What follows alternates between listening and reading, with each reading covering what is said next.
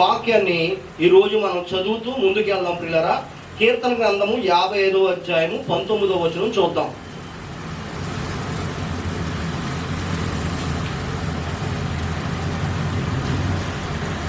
పురాతన కాలము మొదలుకొని అందరూ కూడా తీయండి అమ్మ, బైబిల్ ఉన్న వారందరూ కూడా. కీర్తన గ్రంథము 55వ అధ్యాయము 19వ వచనం.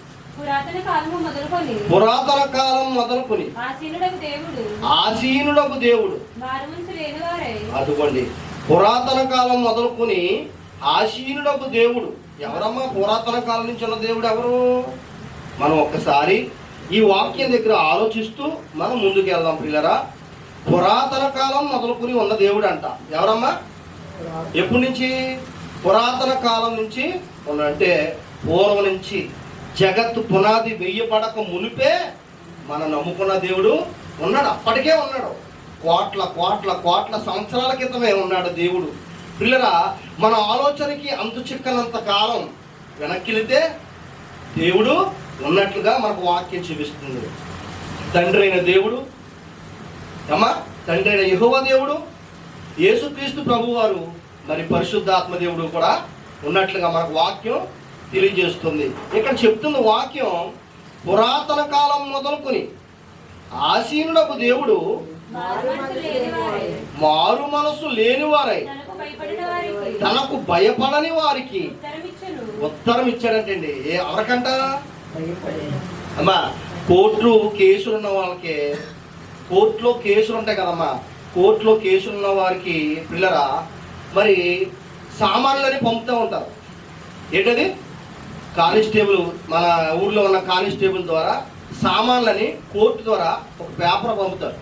ఏమని? మీరు కోర్టుకి పలానా రోజున వాయిదా ఉందే రండి. ఏమా పంపుతారా? పంపుతారు.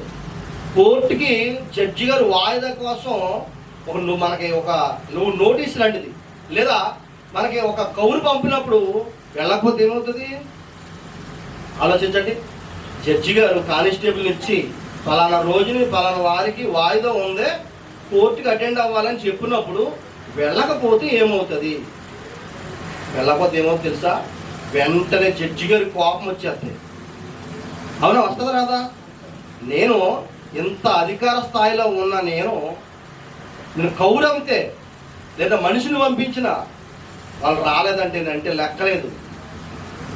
రెండోదిగా ఆ కేసుకి హాజరవ్వకపోతే పిల్లరా వెంటనే అరెస్ట్ వారెంట్ వస్తుంది. ఏమవుతుంది? పోలీసు వారు మీ దగ్గరకు వచ్చి కాగితం ఇచ్చి పలానా తారీఖు అని ముద్దుగా చెప్పి వెళ్ళిపోయాడు ఫస్ట్ సారి. రెండోసారి అలా రారు. పేటీలు పట్టుకుని వస్తారు, గొలుసులు పట్టుకుని సంఖ్యలు పట్టుకుని వస్తారు. నువ్వు ఎక్కడున్నా సరే కట్టి తీసుకుపోతావు. ఆలోచించారా? ఈ మాట చదువుతుంటే సరిగ్గా అలా ఉందో చూడండి. ఇప్పుడు మరలా చదవమ్మా. పురాతన కాలం మొదలుకొని ఆసీనుడకు దేవుడు మారు మనసు లేని వారై తనకు భయపడని వారికి ఉత్తరం ఇచ్చాడంట. మారండి. మారు మనసు లేని వారులారా మారండి. మారితే మీ జీవితాలు మారితే, మీ మనస్సు మారితే మీ బ్రతుకులు మారుతాయి. మారండి, మారండి, మారండి. దేవుడు ఇచ్చిన ధర్మశాస్త్రం చాలా గొప్పదండి బాబు, చాలా గొప్పది. నిలువలే నీ పొరుగు వారిని ప్రేమించండి. మంచిదా కాదది? మంచిదే. ఒకరినొకరు ప్రేమించుకుంటే దెబ్బలాట్లు ఉండవు. అవునా కదమ్మా? నీ పొరుగు వాని భార్య వైపు మోహపు చూపు చూడకు అనడం మంచిదా కాదది? ఏమ్మా మంచిదేనా? నీ పొరుగు వారి భార్య వైపుకు మోహపు చూపు చూడకు, వ్యభిచారం చెయ్యి. మంచిదా కాదది? ఆయనకు మంచిదా మనకు మంచిదా? మనకు మంచిదనే చెప్పాడు అన్నీ. చూసారా? ధర్మశాస్త్రము, దేవుడు రాయించిన న్యాయశాస్త్రం ఎంత గొప్పదో చూడండి. అమ్మా, నరహత్య చేయొద్దు అన్నాడు. ఒకరినొకరు చంపుకోవద్దు. చంపుకుంటే ఒకరిని తీసుకెళ్ళి జైల్లో వేస్తారు. చచ్చిపోయిన కుటుంబం, చచ్చిపోయిన వారి కుటుంబం రోడ్డు మీద పడిపోరు. ఉస్సూరు అంటూ ఉంటారు పిల్లలతో. అవునా కదా? అందుకే ఏం చెప్పాడు దేవుడు? నరహత్య చేయొద్దు, నీ సహోదరుని చంపొద్దు, ఒకరి పట్ల ఒకరు ప్రేమ కలిగి ఉండండి, మారు మనసు పొందండి.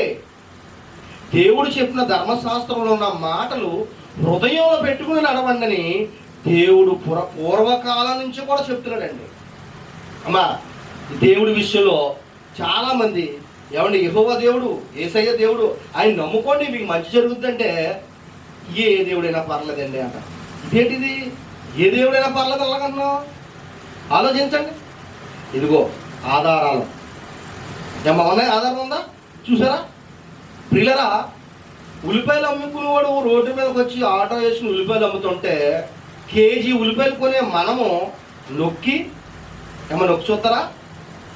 లేదా ఆడి తోకలు చూసి చేత పట్టుకొచ్చేస్తున్నారు మీరు నొక్కి మెత్తగా ఉన్నాయా గట్టిగా ఉన్నాయా చూసి కింద పైన తిప్పి మరి చూసి ఉల్లిపాయలు కొనుక్కుంటాడు. అవునా కదా?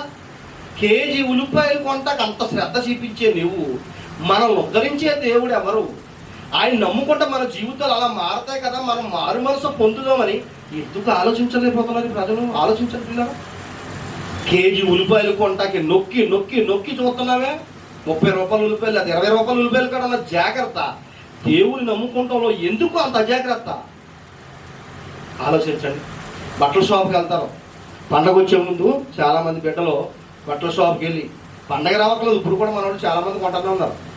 ఏమండి బట్టల షాప్ అని అంటారు. బట్టలు అంటే ముందు చీరలు పెట్టండి అంటారు. మన తల్లులు పట్టుకొచ్చి ఎంత తొంతరేస్తారు మన ముందు.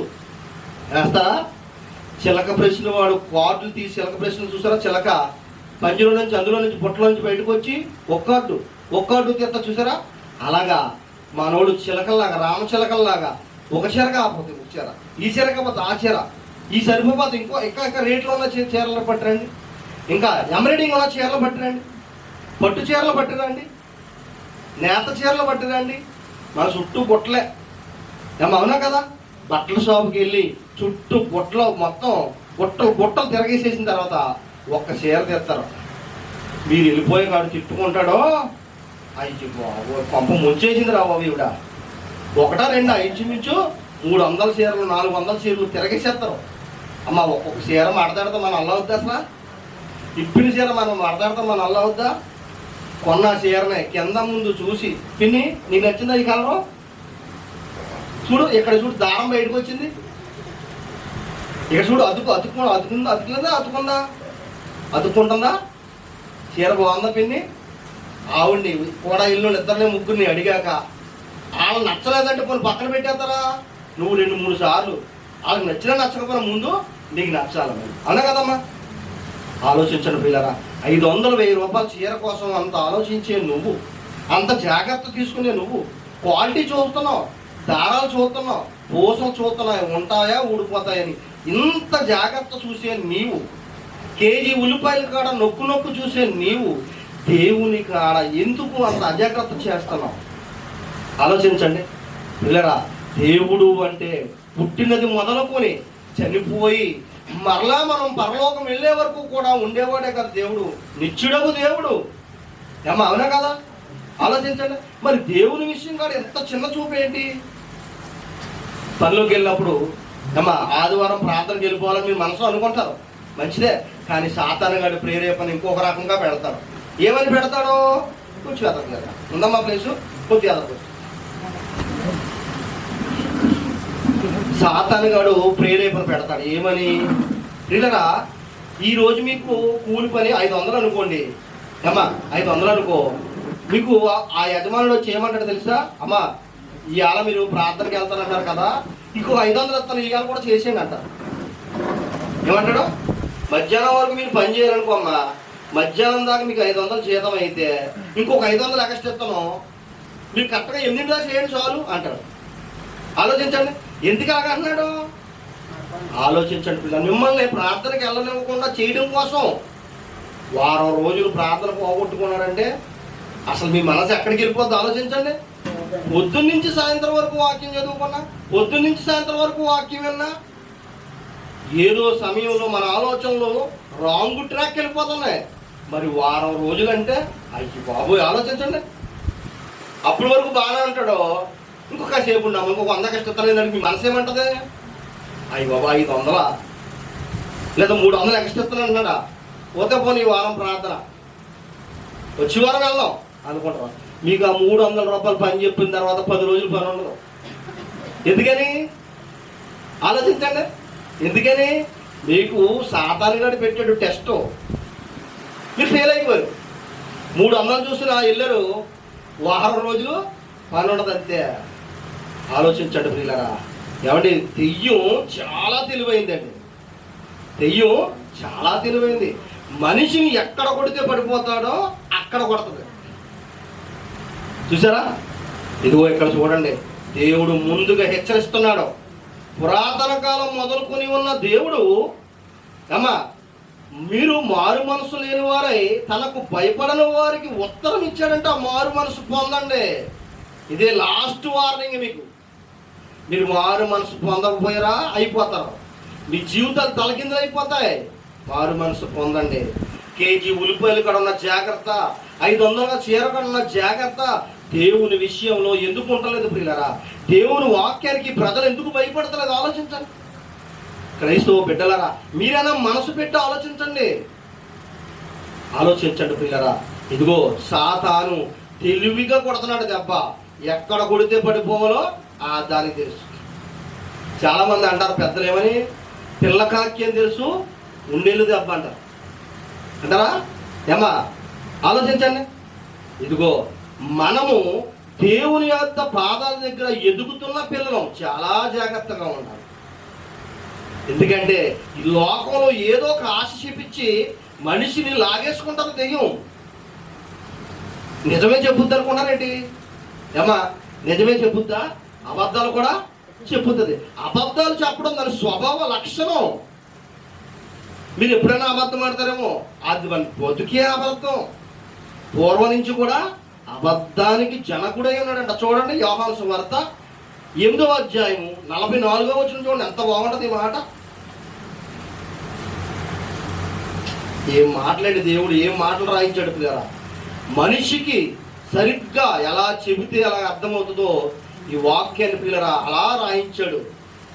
మన జీవితాలు బాగుపడడం కోసం ఈ మాటలు రాయించాడు పిల్లలు. చూడండి ఎంత బాగుంది మాట. 8వ అధ్యాయము 44వ వచనం, మీరు మీ తండ్రి యొక్క అపవాది సంబంధులు. ఏమండి, దేవుని పిల్లరా ఆత్మ సంబంధులు ఆత్మ సంబంధమైన విషయాల మీద మనసు పెడతారంట. ఎక్కడ పెడతారంట అమ్మా? శరీరానుసారులు శరీర విషయాల మీద మనసు పెడతారంట. ఆత్మ సంబంధులు ఎక్కడ పెడతారు? ఆత్మ విషయాల మీద మనసు పెడతారంట.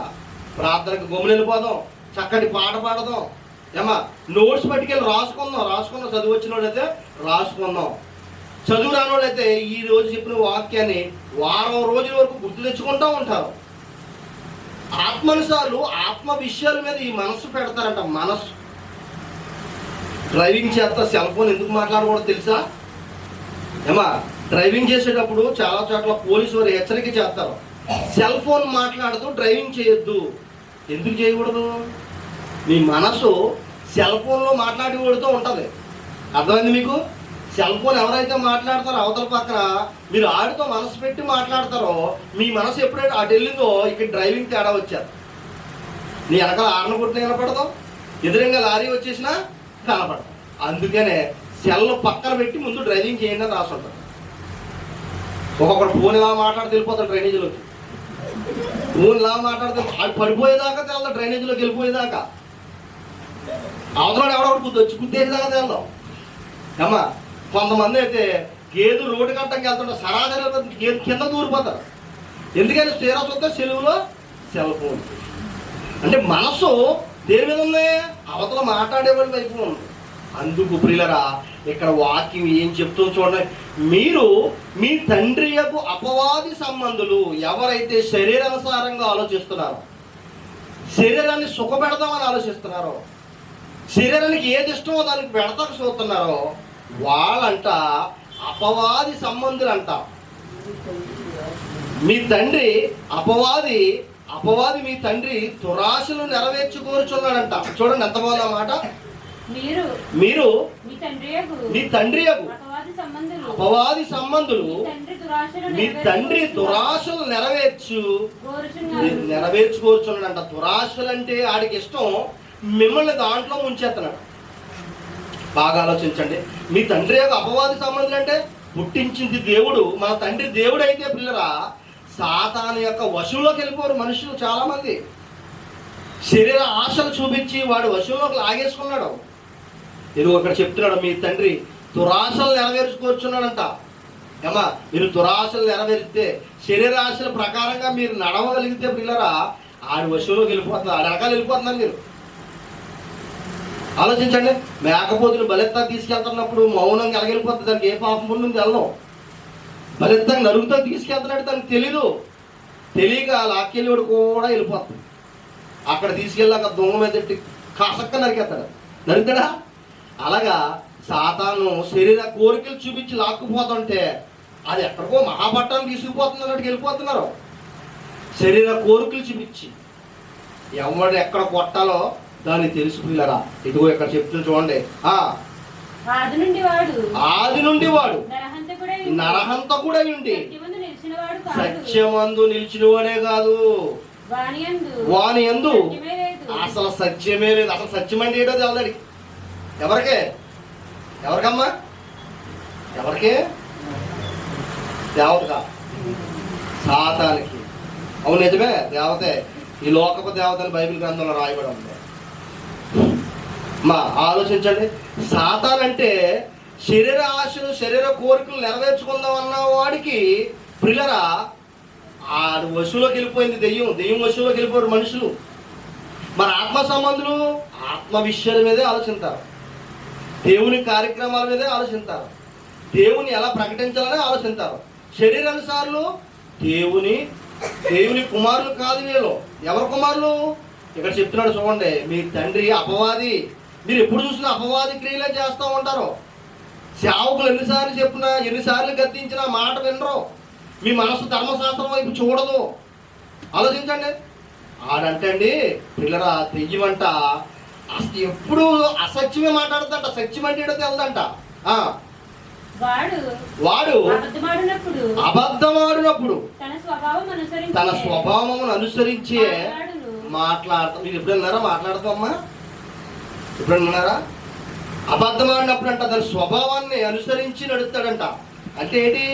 మీరు సాతాను మాటలు విన్నారా వినలేదమ్మా? ఎలా మాట్లాడతాడంటే పిల్లరా బాగా ఆలోచించండి. మీకు బాగా ఇబ్బందుల్లో ఉన్నప్పుడు, మీకు బాగా కష్టంలో ఉన్నప్పుడు, మీకు బాగా డబ్బులు అవసరం వచ్చినప్పుడు మీ పక్కన ఉన్న స్నేహితులు వచ్చి, పిన్ని నేను పలానా తప్పు చేయడానికి వెళ్తున్నాను, నువ్వు నాతో వస్తే నీకు కూడా లాభం వస్తుంది. కొంతమంది సహోదరులు మగవాళ్ళు పిల్లరా నేను చాలా మందిని చూశాను, డబ్బు చూపించి కూలి పనికి వెళ్తా 500 వస్తాయి, నువ్వు నాతో వస్తే 3000 గంటలో దోచుకొచ్చేద్దామంట దొంగలు అంటారమ్మా. సెంట్రల్ జైల్లో ఉన్న వాళ్ళకి ఎవరు కూడా ఫోన్ నెంబర్లు ఎవరు ఎందుకు అనుకున్నారు? ఇస్తే వాళ్ళతో పాటు వీళ్ళు కూడా పాడు చేసేస్తారు. ఆలోచించండి. ఇదిగో ఇక్కడ చెప్తున్నాడు, వాడు మొదటి నుంచి కూడా ఎవరంట? అబద్ధికుడు, నరహంతకుడు, మోసగాడు. మరి అది మాట్లాడుతాను మనకు వినపడలేదు. ఏంటంటే వాడు నీ స్నేహితుల్లోకి వచ్చి మాట్లాడుతున్నాడు. నీ ప్రాణ స్నేహితుడు అంటున్నావు కదా, ఆవిళ్ళలోకి వచ్చి మాట్లాడుతున్నాడు. డైరెక్ట్గా సాతాను వచ్చి నీ ముందు నుంచి నల్లగా వచ్చేసి మాట్లాడదు. ఎలా వస్తుంది? నిన్ను ఎవరైతే పాడు చేద్దామని, ఎవరైతే నిన్ను నాశనంలోకి లాక్కుపోతామని, ఎవరైతే నిన్ను ముంచేద్దాం అనుకున్నారో వాళ్ళలో దూరే నిన్ను ముంచే ప్రయత్నం చేస్తారు. ఆలోచించండి పిల్లరా. ఎవడి 2-3 కూర్చొని చక్కగా మాట్లాడుతున్నాం అనుకోండి, వాడు వచ్చి అంటాడు రారా పుల్ దగ్గర వచ్చేద్దాం ఏమంటాడు? 2-3 కూర్చొని పాపము ఇతను వాక్యం తెలిసిన ఫ్రెండ్ ఇద్దరికి వాక్యం చెప్తున్నాడు అనుకోండి, ఇంకొకడు వస్తాడు వచ్చి రారా టైం అయిపోద్ది వెళ్ళి వచ్చేద్దాం అంటే ఎవరిలో ఉంది ఇప్పుడు? వాళ్ళలోకి వచ్చి ఇక్కడ ఉన్నాయి వీళ్ళు తీసిపోవాలి. నాకు తగిలేదు అలాంటి బ్యాచ్, నాకు తగిలేదు. మీ ప్రార్థనకు వద్దామనే ఉంటుంది, వాక్యంలో ఉందామనే ఉంటుంది, కానీ వాళ్ళలో దూరి మిమ్మల్ని పాడు చేయాలి. ఆలోచించారా? ఎంత బాగుందండి వాక్యం. చదువు ఎంత బాగుందో. వాడు అబద్ధమాడినప్పుడు తన స్వభావం అనుసరించి మాట్లాడును, వాడు అబద్ధికుడును అబద్ధానికి జనకుడినై ఉన్నాడంట. అబద్ధానికి ఏంటంటమ్మా? జనకుడై ఉన్నాడంట ప్రియులరా. అబద్ధానికి జనకుడై ఉన్నాడంట. అబద్ధానికి విత్తనం, మొట్టమొదటి విత్తనం ఎవరమ్మా? సాతాను. అబద్ధానికి విత్తనం. వాడికి సత్యం అంటే ఏంటో తెలదు. సత్య సంబంధులైన దేవుని బిడ్డల్ని అసత్యంలోకి నడిపిస్తూనే ఆడి పని. ఎవరిని ఎలా మోసం చేయాలా, ఎవరికి ఏది చూపించాలా? ఎవరికి ఏది చూపిస్తే వాళ్ళ బలహీనతను బట్టి పడిపోతారా? దేవుళ్ళ నుంచి ఎవరిని లాగేద్దామనే చూస్తాడు పిల్లరా. అబద్ధానికి జనకుడై ఉన్నాడంట పిల్లరా. ఎంత బాగుందండి మాట అసలు. ఏమండి, దేవుడు అంటున్నాడు మారు మనసు లేని వారికి ఉత్తరం ఇచ్చాడంట. మార్పు చెందండి, సమయం లేదు, సమయం కొంచెమే ఉంది. ఆలోచించండి ప్రియులరా, దేవుని రాకడ సమీపమై ఉన్నది. మారు మనసు పొందండి, బాప్తిసం తీసుకోండి, మీరు దేవుని వైపుకు తిరగండి. మీరు ఎప్పుడైతే బాప్తిసం తీసుకుంటారో, ఎప్పుడైతే మారు మనసు పొందుతారో, మీరు దేవుని బిడ్డలుగా పిలువబడతారు. ఆయన వారసులుగా చేర్చుకుంటాడు దేవుడు.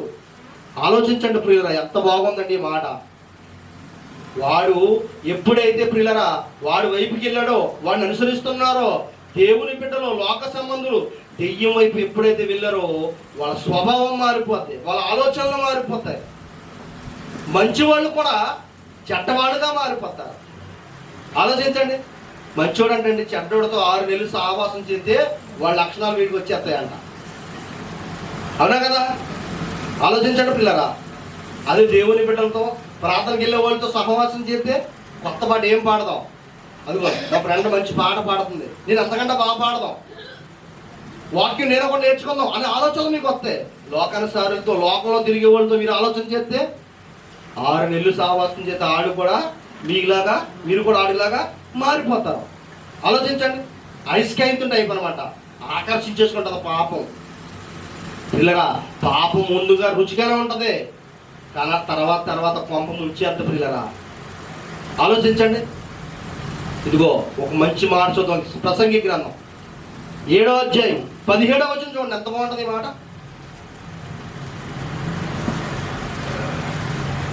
ప్రసంగి గ్రంథం 7వ అధ్యాయం 17వ వచనం. పిల్లరా, అధికముగా దుర్మార్గపు పనులు చెయ్యకుము. ఆలోచించండి. ఇప్పుడు 6 నెలలు సహవాసం చేస్తే, చెడ్డవాడితో సహవాసం చేస్తే, నరహంతకుడితో సహవాసం చేస్తే వీడు కూడా వాళ్ళలాగా మారిపోతాడు. చూసారా? జైల్లో ఎందుకు పెడతారు అనుకున్నారు పిల్లరా? తప్పు చేసిన వాళ్ళని జైల్లో ఎందుకు పెడతారు అనుకున్నారు? కొంతకాలం జైల్లో పెడితే అక్కడున్న పరిస్థితిని చూసి, అక్కడున్న ఇబ్బందులు చూసి సత్ప్రవర్తన కలిగి మారతాడేమోనని, మంచి మనసుతో వాళ్ళ బయటకు వస్తాడేమని ప్రభుత్వం వారు కొంతకాలం తప్పు చేసిన వాళ్ళని జైల్లో పెడతారు. అవునా కదా? మరి మారుతున్నారా? జైలు మారుతున్నాయంటే ఏమో మరి తక్కువ, చాలా తక్కువ. కానీ వాక్యం చెప్తుంది, ఎంత బాగా చెప్తుంది చూడండి. పెద్దలు మంచిగానే ఆలోచించారు పిల్లరా, మంచిగానే ఆలోచించారు, మార్పు చెందాలని చూశారు పెద్దలు. కానీ మనిషి గుండె అంత త్వరగా మారిపోద్దా? పండలాంటి గుండె అంత త్వరగా మారిపోద్దా చెప్పండి? ఇది ఇక్కడ చూడండి, ఎంత బాగా చెప్తున్న మాటలో. అధికముగా దుర్మార్గపు పనులు చేయకుము, బుద్ధిహీనముగా తిరగవద్దు. బుద్ధిహీనుడితో జతపట్టద్దు, బుద్ధిహీనులతో తిరగద్దు. బుద్ధిహీనులో తిరిగితే నువ్వు కూడా బుద్ధిహీనుడు అయిపోతావు. బుద్ధిలో నీ బుద్ధి కూడా ఎగిరిపోద్ది. నువ్వు బుద్ధిమంతురాలు అయితే, నువ్వు బుద్ధిమంతుడు అయితే నీ బుద్ధి కూడా ఏమైపోతే ఎగిరిపోతుంది. అది ఆగేసుకుంటాడు. చెడు ఆలోచనలు నీలోకి వచ్చేస్తాయి, పాపపు ఆలోచనలు, పాపపు కోరికలు నీలోకి వచ్చేస్తాయి. అందుకే దేవుని బిడ్డలతో, క్రైస్తవ బిడ్డలతో సహవాసం కలిగి ఉండాలి పిల్లరా.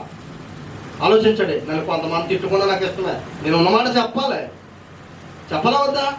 చెప్పాలి. ఇది చూడండి, చెప్పకపోతే, మానకపోతే ఏమవుతుందో కింద రాయబడింది. అధికముగా దుర్మార్గపు పనులు చెయ్యకుము, బుద్ధిహీనముగా తిరగవద్దుము. నీ కాలమునకు ముందుగా నీవెలా చనిపోదు. చూసారా అమ్మా? చూసారా? నీ కాలముకు ముందు అంటే చాలా మంది అంటారు, చూసారా ఏమంటారు? వీడికి అర్ధమంతరం చావు వచ్చింది, అది రాలేదు, వీడు తెచ్చుకున్నాడు వెళ్ళి. ఏం చావు మరి? ఈరోజు ప్రియులరా, మీ బిడ్డలకి మీరు చాలా జాగ్రత్తగా చూస్తూ ఉండాలి. ఫోన్లు, సెల్ ఫోన్లో ఏం ఆడుతున్నారో, ఏం చూస్తున్నారో మీరు జాగ్రత్తగా చూడాలి. ఫోన్లో బెట్టింగ్లు వచ్చేసినాయి ఇప్పుడు. దేంట్లో? గవర్నమెంట్ వారు, ప్రభుత్వం ఎంతో ట్రై చేస్తున్నా కానీ దొంగలు దొరుకుతలేదు.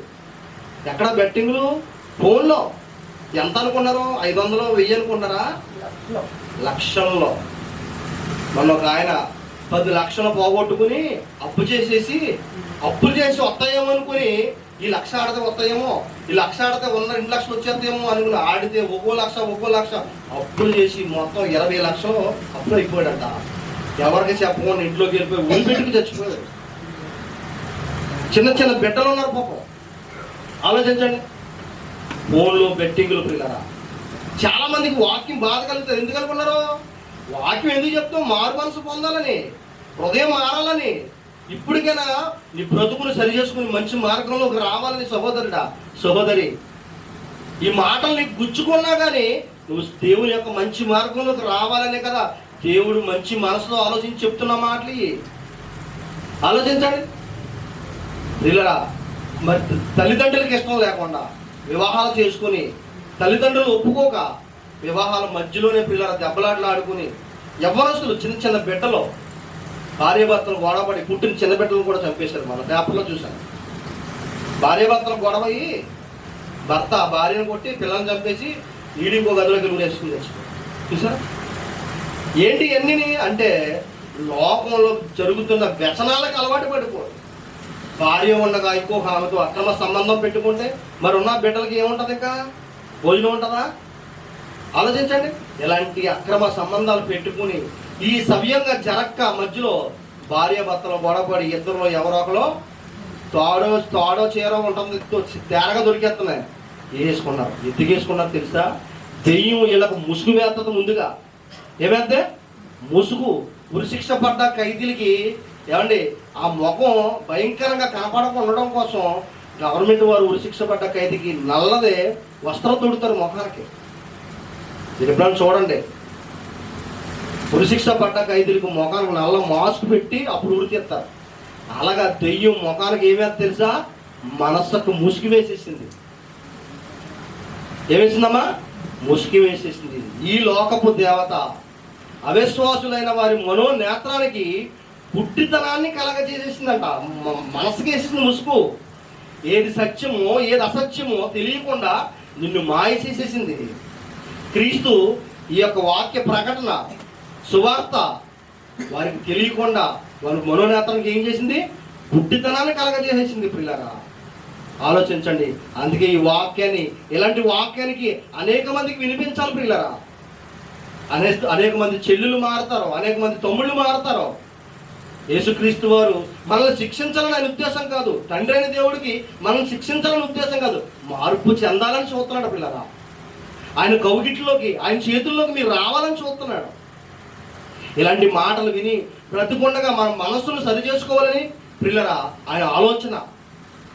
ఆలోచించండి. కొంతమంది డబ్బు కోసం తప్పుడు దారిలోకి వెళ్ళిపోతున్నారు. కొంతమంది అక్రమంగా అన్యాయంగా వచ్చే డబ్బు కోసం ఉన్న డబ్బుని అప్పులు చేసేసి ఖర్చు పెట్టేసి ఇంకా ఎంతో పైనుంచి కట్టలు వచ్చేస్తాయి అని బెట్టింగ్లు కలిపి పిల్లరా నష్టపోయిన కొంతమంది.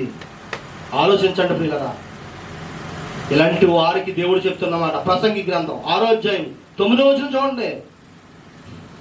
మనసు అడియాసలు కలిగి, అద్దుకోండి పిల్లరా, మనసు అడియాసలు కలిగి తిరుగులాడుకున్నా కన్నా ఎంత బాగుందండి. అసలు ఈ మాట చూసారా మీకు?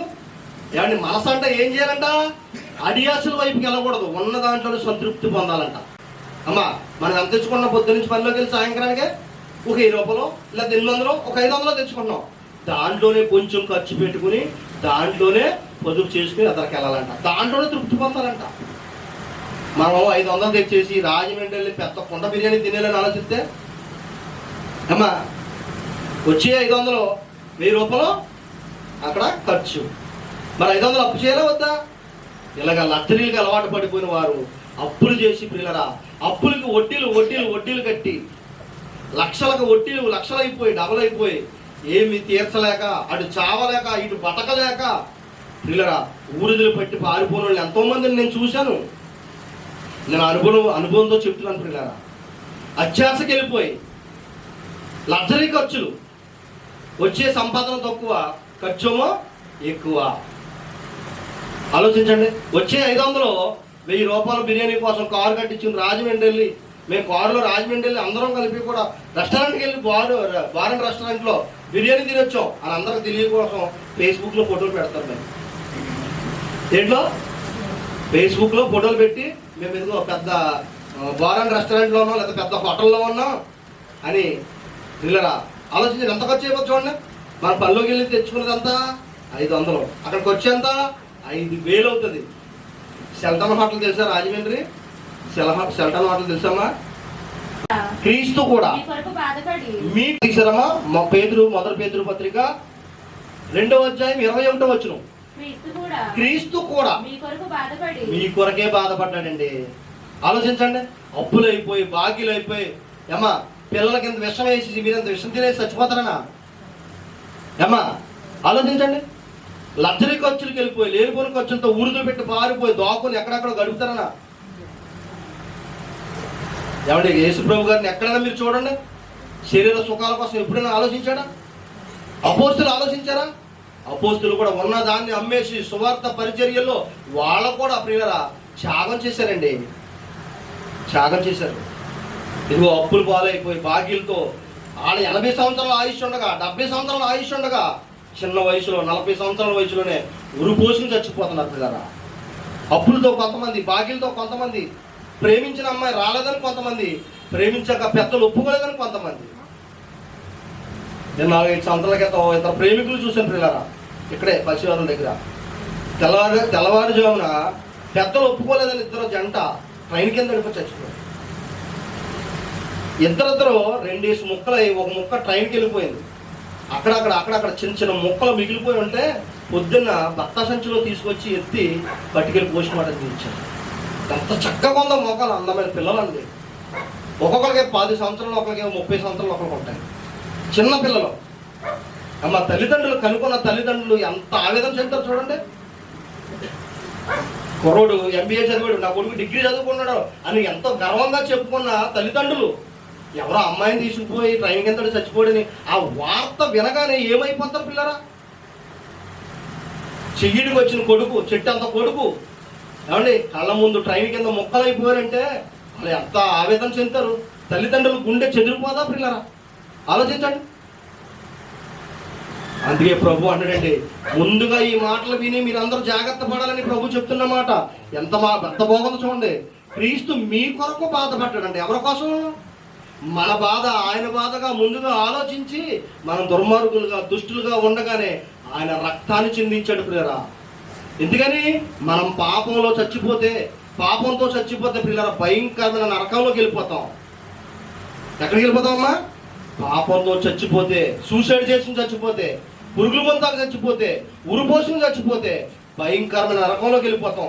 అందుకు కాదు దేవుడు మనల్ని పుట్టించింది. నువ్వు 80 సంవత్సరాలు 120 సంవత్సరాలు బతకాలని మంచి ఆరోగ్యాన్ని ఆయుష్ నీకెత్తే 40 సంవత్సరాలు 50 సంవత్సరాల వయసులో ఏమండి అప్పులైపోమని, బాకీలైపోమని, ప్రేమించిన ప్రియులు రాలేదని చచ్చిపోతాం. ఎంతవరకు న్యాయం ప్రియులరా? ఆలోచించండి. చిన్న చిన్న బిడ్డలండి, చిన్న చిన్న బిడ్డలు నేను చూసిన వాళ్ళు ఎంతమంది ఉన్నారు? ఆలోచించండి ప్రియులరా. అందుకే ప్రభు అన్నాడు, అచ్చా ఆత్మహత్య చేసుకుంటే, సూసైడ్ చేసుకుంటే నరకంలోకి వెళ్ళిపోతారండి బాబు. భార్య భర్తలు దెబ్బలాడుకున్నారు 2 సంవత్సరాల క్రితం. అమ్మా భార్య భర్తలు దెబ్బలాడుకుని ఎందుకు వచ్చిందో తెలియదు గొడవ. ఈ డబ్బుల నిమిత్తమే వచ్చింది. భార్య కిసనాలు పోసుకుని రోడ్డు మీదకి వచ్చేసింది, అంటించేసుకుంది. ఓ చెల్లి వెళ్తుంది ఎదరా, చూసుకునేది వెనకాల ఏమవుతుందో. వెనకాల వెళ్ళి పట్టేసుకుంటే ఈ చెల్లి కాలిపోయింది, ఆ చెల్లి కాలి. చూసారా భార్య భర్తలు గొడవలు. సూసైడ్ చేసుకుని చచ్చిపోతే పిల్లరా బిడ్డలు ఏమైపోతారో ఆలోచించండి. భయంకరమైన నరకంలోకి వెళ్ళిపోవాలి. దేవుడు పుట్టించింది అందుకు కాదు ప్రియులరా, మీరు పరలోకం రావాలనే కదా. ఆయన రక్తంలో మీరు కడగబడి మీ పాపాలని కడగవేసుకుని ఆయనతో పాటు పరలోకం రావాలనే కదా ఆయన మనకు అన్నదే. ఇదిగో ఎంత బాగా చెప్తున్నాడు చూడండి. క్రీస్తు మీ కొరకు బాధపడి, క్రీస్తు కూడా మీ కొరకు బాధపడి మీరు తన అడుగు జాడల యందు నడుచుకున్నట్లు మీకు మాదిరిగా ఉంచిపోయినట్టండి. ఎవరు అడుగు జాడలను? అమ్మ గోదావరి ప్రాంతంలో, సముద్ర ప్రాంతాలు మీరు ఎప్పుడైనా వెళ్ళినప్పుడు ఏమండి సముద్ర కెరటం అలా ఇసుక మీదకి వచ్చి మళ్ళీ అలాగే వెళ్ళిపోతాం. వెళ్ళినప్పుడు మీరు నడవండి. మీరు నడిచేస్తున్నారనుకోండి, మన ముందు ఎవరైనా నడిచేయాలనుకో అడుగులు అక్కడ అడుగులు అలాగ ముత్తరలాగా పడతాయా? అలాగంటే అండి